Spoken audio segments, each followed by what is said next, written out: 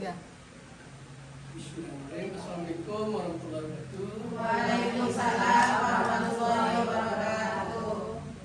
Bila bapak-bapak, ibu-ibu yang hadir pada malam ini, terima kasih atas dukungan kerjasamanya untuk menjadi audiensi dalam penyampaian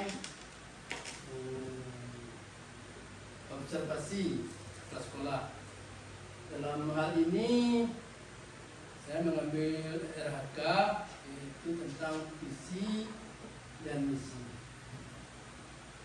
Namun sebelum itu juga kerjasama kita untuk kedepannya, di mana tanpa dukungan dan kerjasama support dari ibu atau bapak, mustahil kinerja kita sekolah itu akan berjalan dengan baik.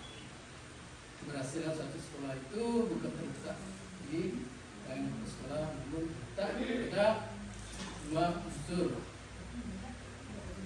termasuk stakeholder yang ada di lingkungan sekolah.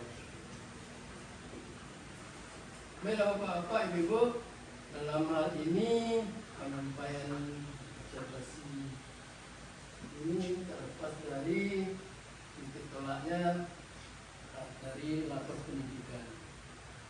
Alhamdulillah lapor pendidikan dari tahun ke tahun mengalami perubahan walaupun tidak secara signifikan, namun ada perubahan yang lebih baik daripada tahun-tahun sebelumnya.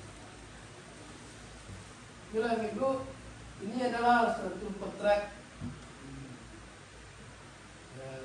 gambaran atau potret dari lingkungan sekolah kita, itu lebih baik. Maka karena kita ada 2 unit, hampir 1 saja. Kemudian ini adalah personil, itu yang telah tergambar dalam profil.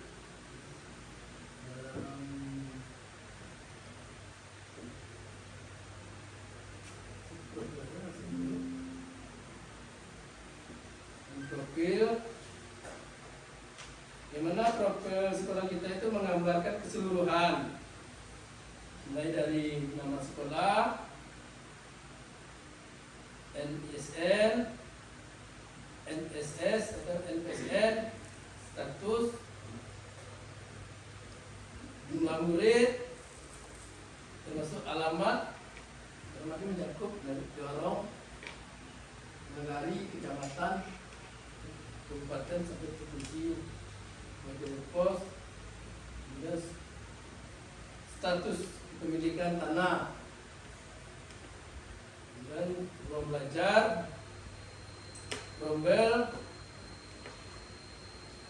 kemudian termasuk fasilitas lainnya seperti UKS, perpustakaan,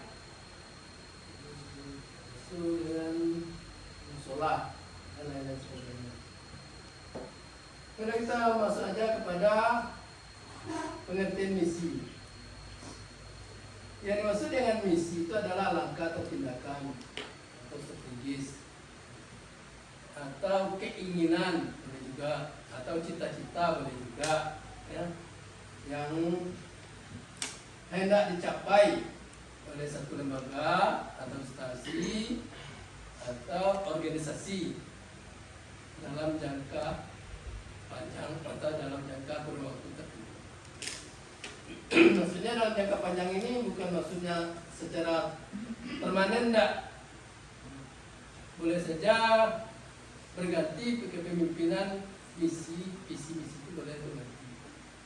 Itu tergantung pada tuntutan zaman yang mempengaruhi pendidikan tersebut.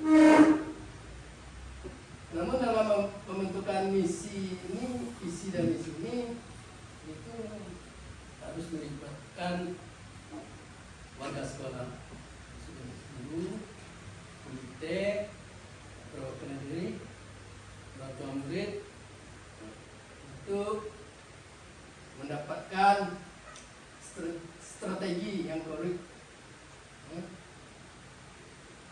terwujudnya pendidikan dengan lulusan siswa yang baik.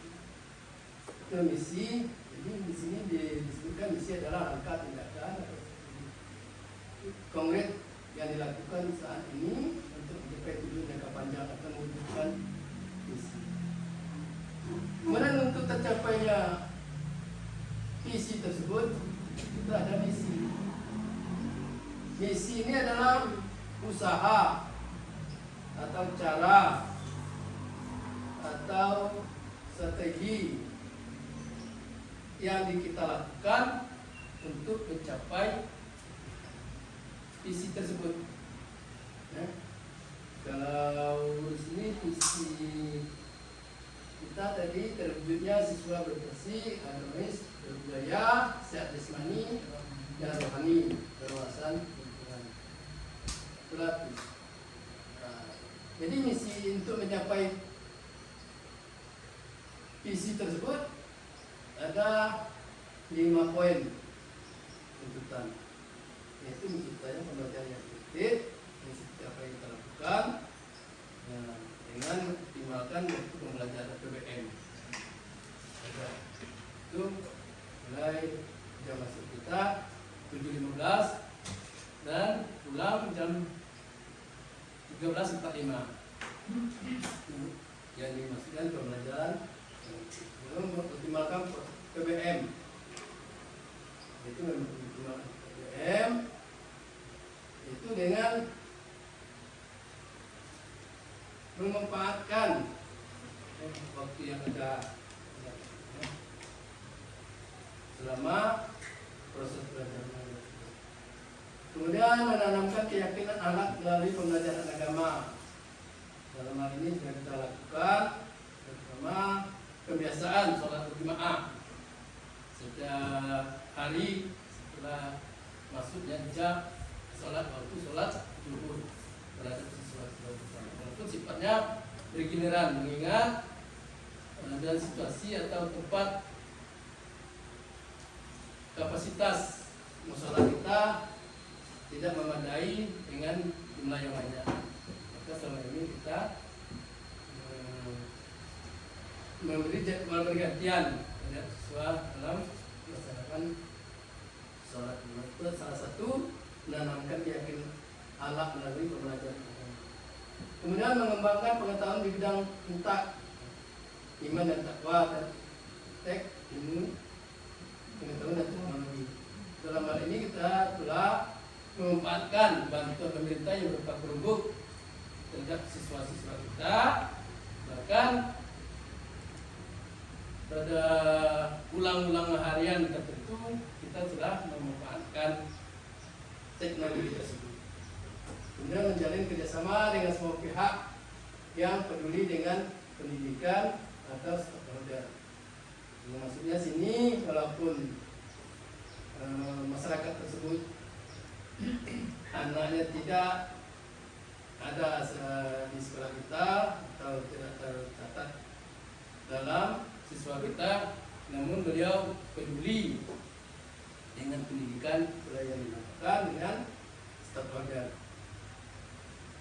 Kemudian tugas selanjutnya tugas kepala sekolah yaitu tata kelola dan administrasi.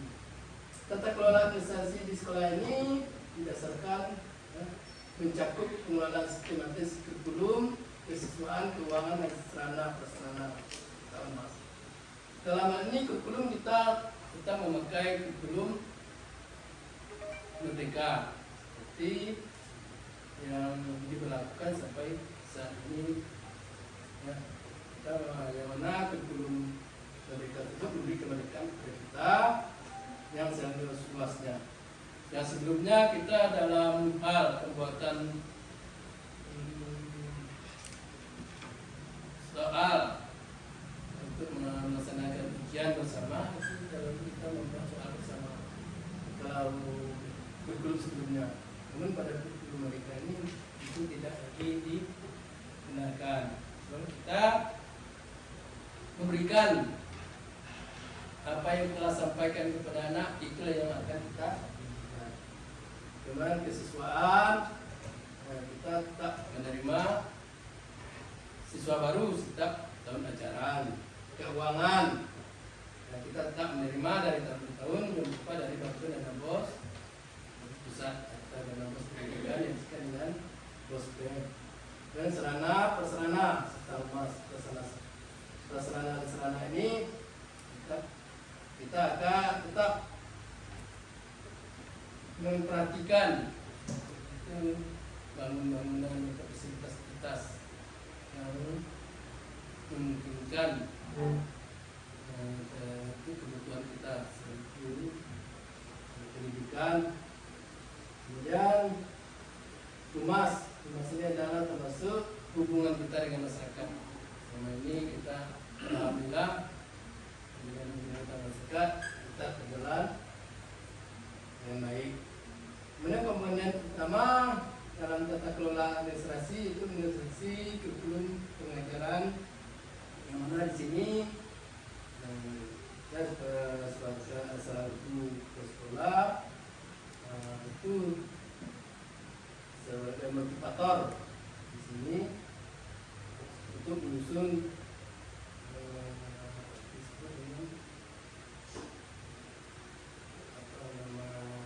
dokumen 1 atau dokumen 2.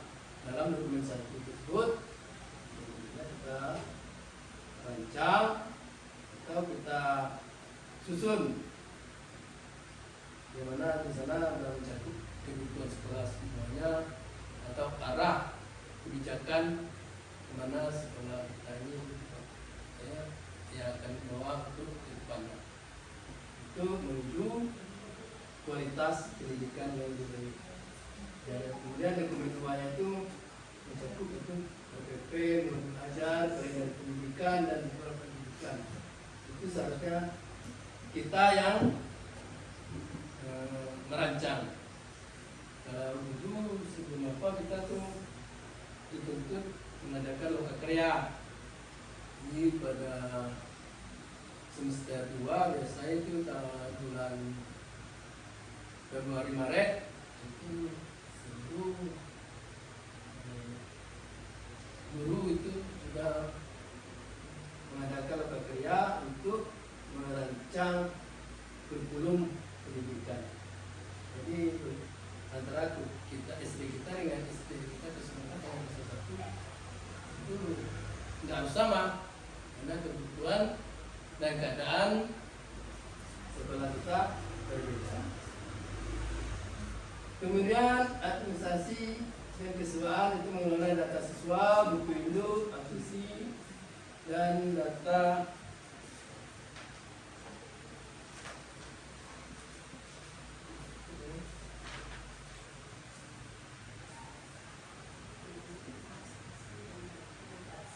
dan sarana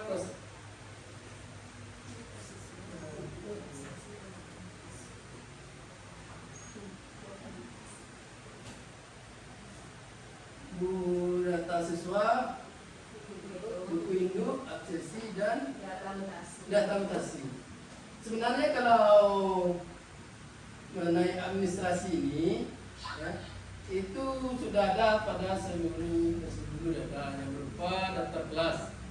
Kalau daftar kelas itu kita isi semuanya kita penuhi, ya, itu sudah memenuhi 18 macam administrasi guru.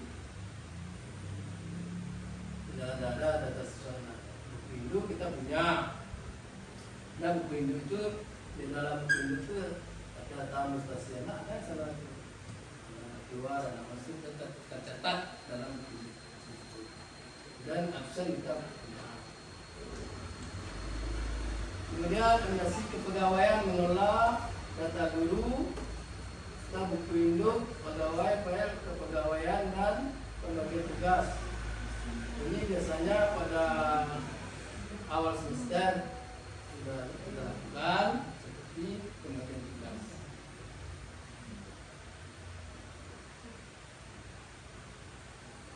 Kemudian administrasi keuangan dan sapras itu menyusun Atkas dan laporan bos serta inventaris barang.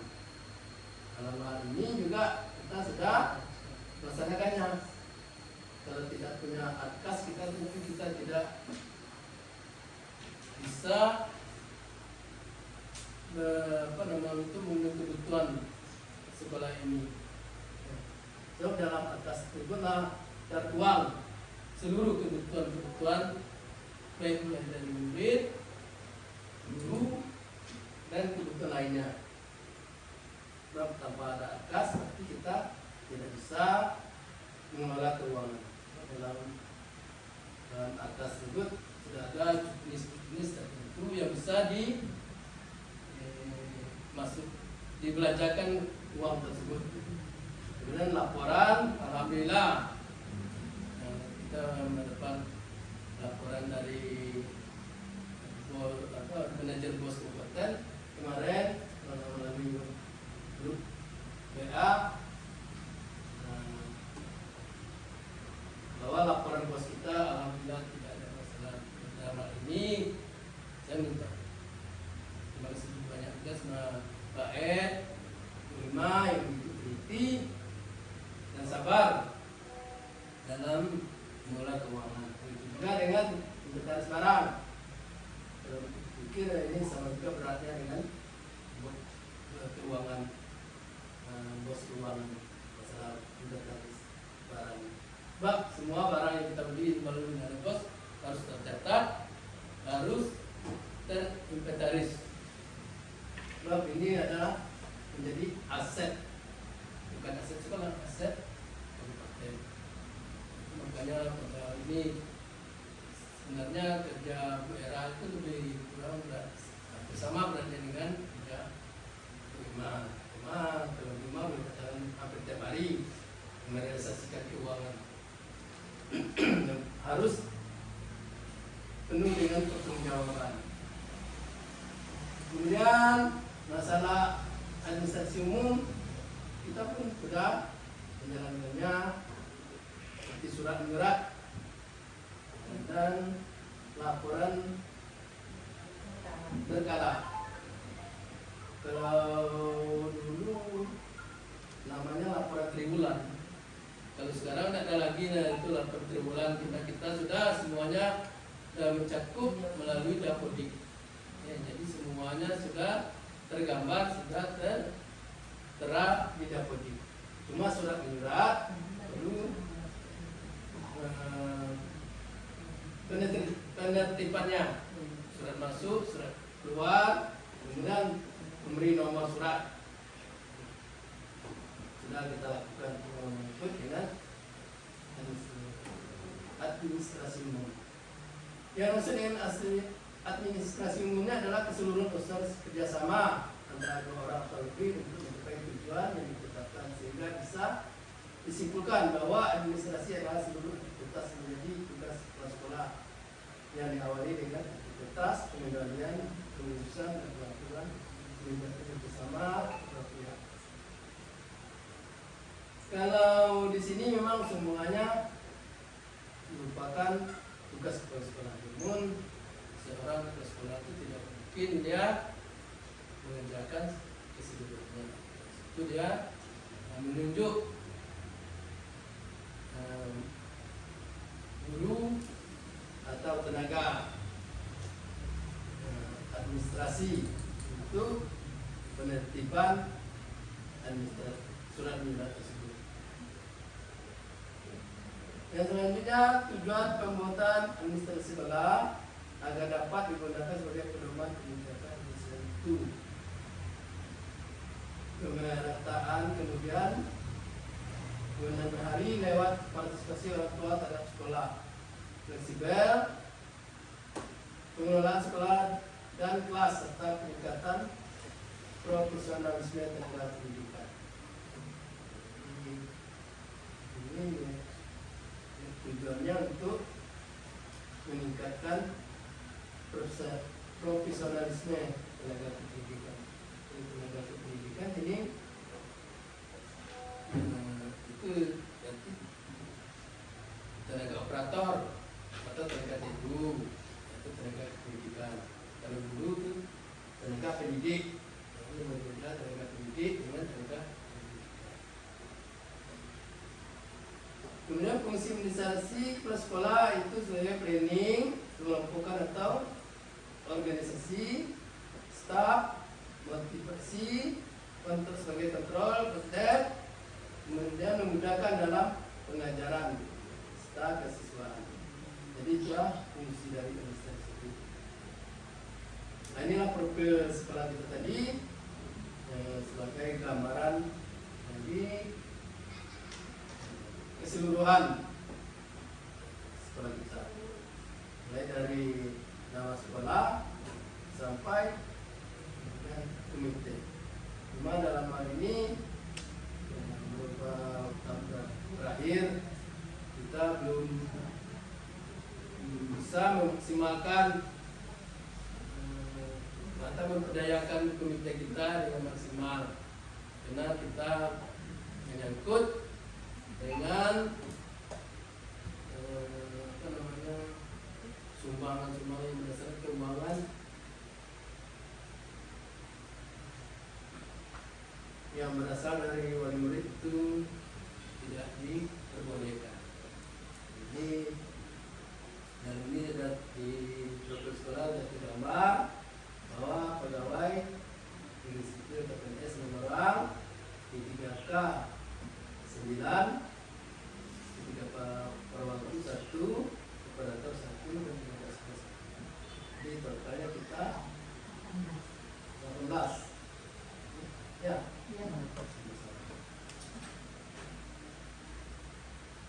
Nah, demikianlah penyampaian dalam observasi saya. Sekali lagi saya mengucapkan terima kasih banyak atas dengan Ibu Bapak nama penyampaian materi tersebut. Saya mohon maaf. Assalamualaikum warahmatullahi wabarakatuh.